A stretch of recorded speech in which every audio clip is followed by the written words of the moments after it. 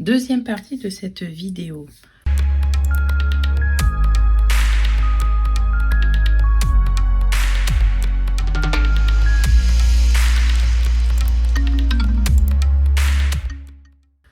Aujourd'hui, je vais vous montrer comment rattraper les erreurs de bavure. Vous avez la pyrogravure qui a été réalisée dans la première partie de la vidéo et comme vous pouvez le voir à certains endroits, nous avons bavé un tout petit peu. Ce n'est pas beaucoup, mais je vais en profiter pour vous montrer comment rattraper ces petites bavures. Pour ce faire, vous allez avoir besoin de petits couteaux à ciseaux, soit de ce diamètre-là ou d'un diamètre un peu plus petit, selon la surface que vous voulez corriger, et d'une gomme mono ou bien d'un petit papier abrasif. On va commencer avec cette partie. Je me positionne bien. Ce que vous allez faire, vous allez gratter un tout petit peu pour retirer l'excédent. J'ai oublié de vous le dire, il est plus intéressant d'utiliser un pinceau pour retirer la poussière qui va se dégager. Alors faites attention à ne pas trop en retirer, c'est un peu ça le piège. Sinon vous allez repasser le pyrograveur par-dessus. Ici je vais en retirer un tout petit peu. Faites attention aussi à ne pas trop creuser le bois, c'est une des erreurs que l'on peut commettre et du coup ça va se voir.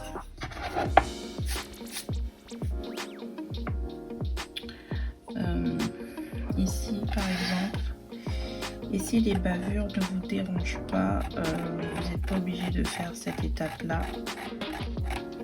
On peut aller directement à l'étape suivante de la vidéo. Après avoir retiré, vous allez passer un petit coup de gomme abrasif. La gomme abrasif va venir un peu comme poncer la partie où vous avez retiré le surplus. Alors je cherche. Où est-ce que je l'ai fait? Ici, voilà. Je l'ai fait encore ici. Passer un petit coup de gomme mono et un petit coup de pinceau. Le résultat me convient, du coup je vais m'arrêter ici. Nous allons passer à la deuxième étape, la réalisation de l'arrière-plan. Nous voici à la deuxième étape de réalisation du projet. Lorsque vous réalisez une pyrogravure à partir d'un modèle, vous pouvez laisser l'arrière-plan simple, mais selon la pièce de bois que vous avez, vous pouvez avoir une sensation de vide.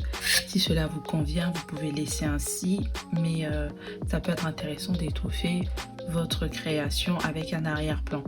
Dans la précédente vidéo, dans la première partie, je vous disais que vous pouviez peindre l'arrière-plan, vous pouviez rajouter aussi de la peinture dans la pyrogravure que vous avez faite.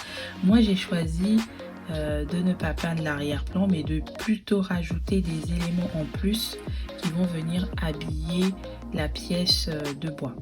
Et je vais rajouter de la couleur sur le reste, sur l'ensemble de la réalisation de la pyrogravure.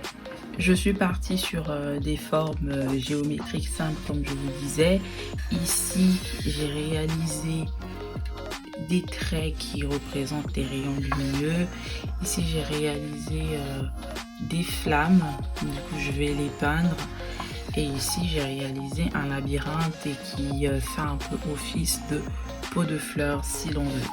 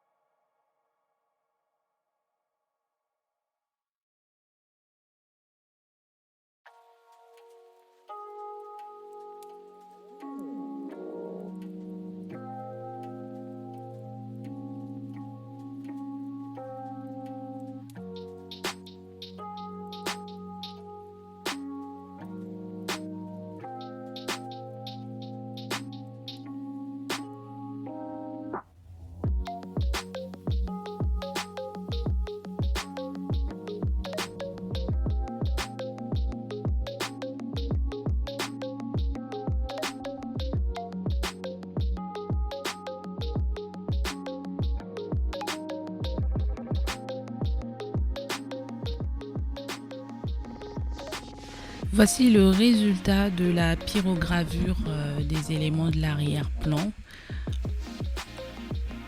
Je suis restée toujours avec la même pointe, la pointe universelle, toujours pour vous montrer qu'on peut réaliser une pyrogravure du début jusqu'à la fin avec la même pointe sans la changer. Après, j'étais toujours sur des formes simples, à savoir des traits, des courbes, et la pointe universelle s'y prête bien.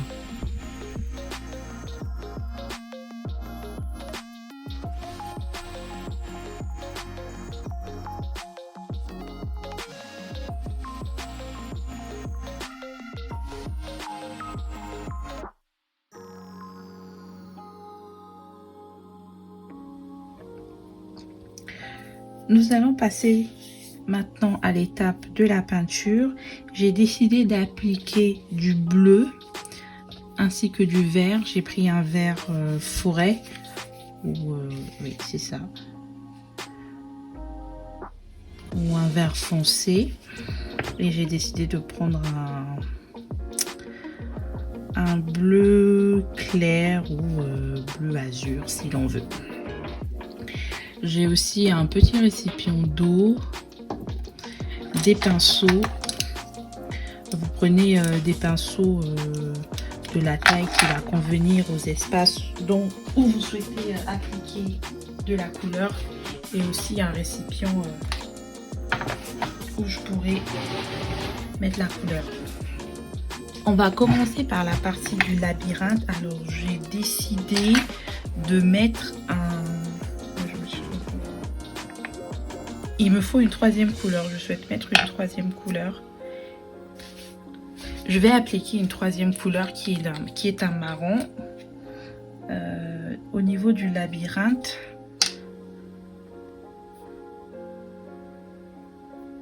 je vous montre. Je prends un peu de couleur.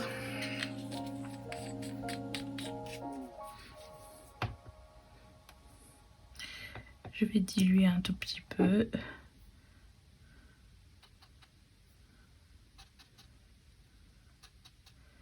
Voilà.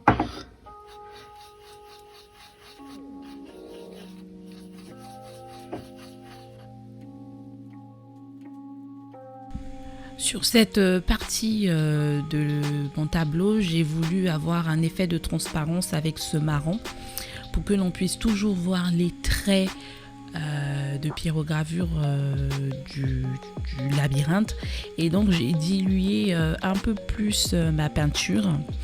Alors je sais pas si je vous le montre après en vidéo, et lorsque la peinture sera un tout petit peu sèche mais pas complètement sèche, je vais prendre un pinceau propre que je vais tremper dans mon bocal d'eau, et je vais passer entre les traits du labyrinthe pour retirer au fait la peinture qui a été mise sur les traits.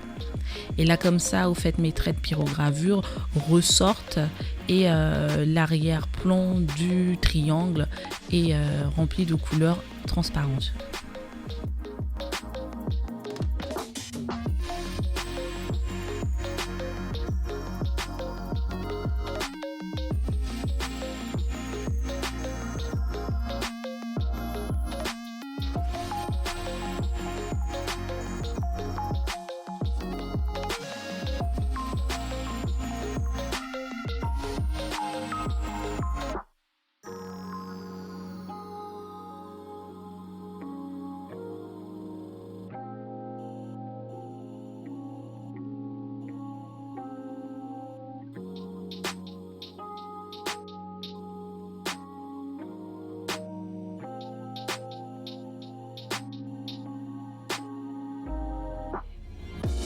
Et pour finir, j'ai décidé d'appliquer de la peinture dorée sur les rebords.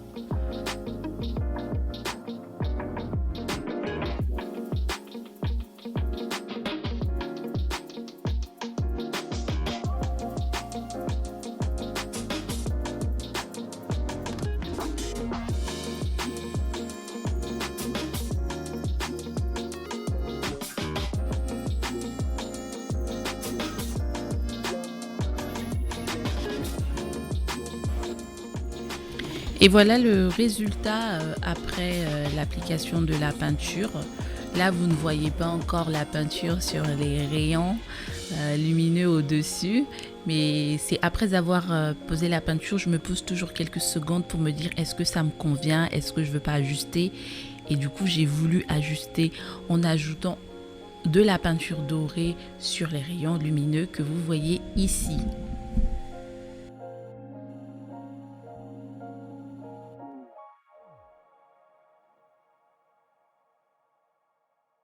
Je tenais à vous montrer dans cette vidéo comment je réalise les signatures de mes tableaux.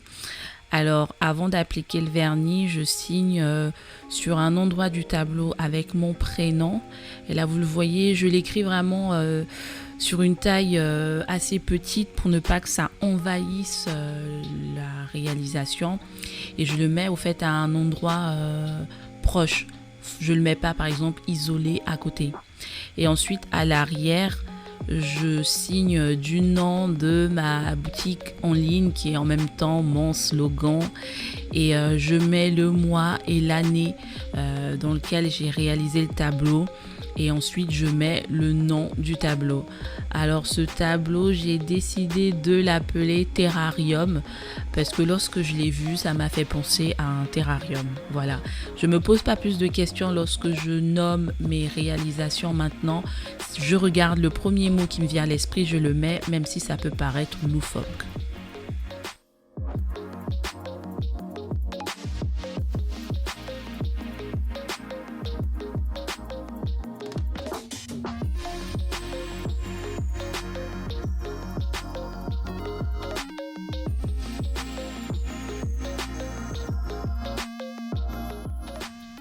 Nous voici à l'avant-dernière étape, la pose du vernis. Alors ce vernis, je le prends chez Action. Je vous laisse voir le nom, j'ai un peu du mal à le prononcer. C'est un vernis, j'ai pris l'effet gloss. Vous avez aussi l'effet mat. Moi je voulais qu'il y ait un effet brillant. Du coup j'ai deux pinceaux, j'ai un pinceau plat qui me permet de retirer la poussière, les dernières poussières du tableau.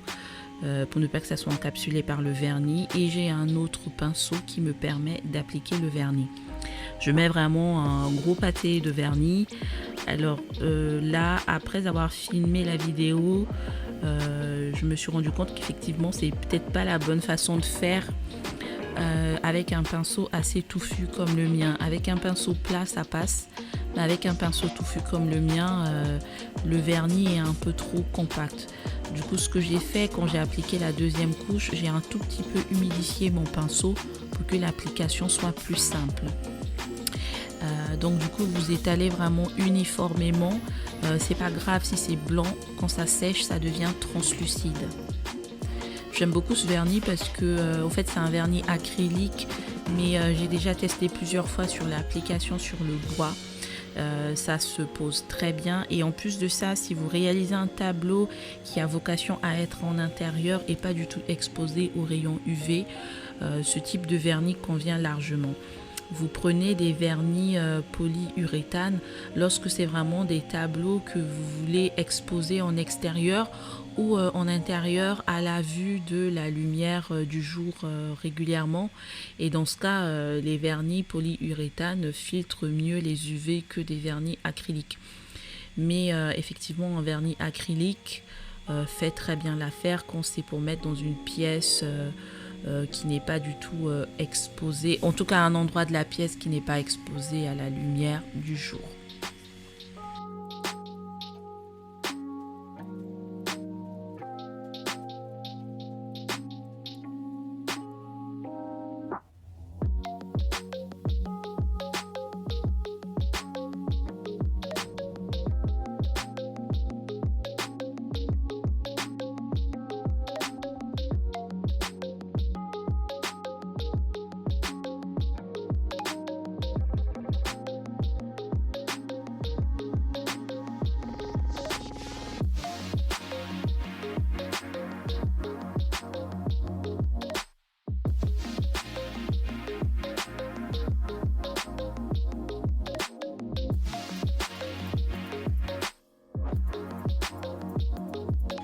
Dernière étape de la réalisation de ce tableau, la pose du crochet. Du coup, c'est un tableau que je souhaite qu'il soit posé sur un tableau, donc je vais appliquer le crochet. J'ai pris un crochet doré, toujours pour rester dans la couleur des dorures au bord. J'avais déjà pris les mesures et fixé 2 points à l'arrière avant d'appliquer le vernis. J'ai aussi verni l'arrière. Moi, je préfère vernir l'arrière. Je mets moins de couches que la face avant à l'arrière et je mets des petits traits avant de poser le vernis pour savoir où je dois poser mon crochet. Alors du coup là, j'avais pas pris le banc tournevis, je suis allée chercher le banc tournevis.